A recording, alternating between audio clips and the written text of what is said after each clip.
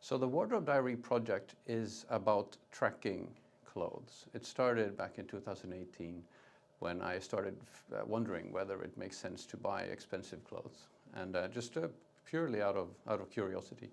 So it's a project that I've been doing personally for 5 years, which means I'm tracking everything I wear, including today and yesterday and all the days. I haven't missed a single day.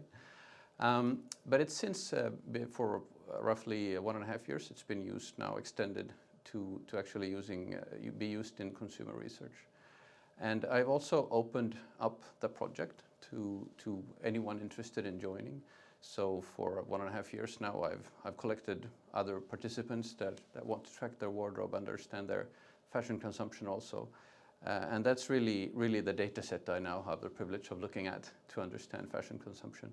And at the moment, the Wardrobe Diary Open project is roughly tracking 25,000 garments on a daily basis.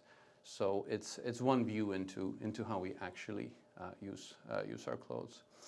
And what puzzles me, what I think is valuable about it, and why I started, was that there's a lot of attention and focus and work around supply chains, and we know fashion has a bit of a sustainability issue at the moment.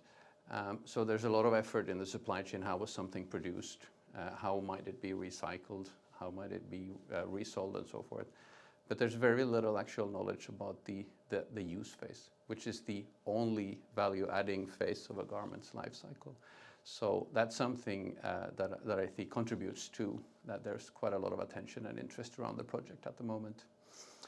In terms of metrics, in terms of what I look at, so I track, and everybody joining tracks. They list everything they own and have, and track everything they use every day. It sounds tedious, but it's actually fairly easy once you get up and running. And the key metrics to look at is wears, like simply, did you wear something? How many cumulative wears do you have?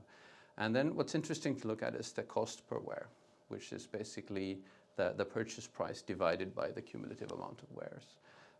And then the final metric, really key metric, is wears per month, which gives an idea of how often you use something. And then one thing to note, I should point out that there's probably some selection bias in this. So 25,000 garments and a few hundred users, but it's hardly representative of course, everyone. But I'm thinking that I see some patterns that are very consistent across users and across what I call categories, that I believe we can at least ask the right questions, if not provide the ultimate answers.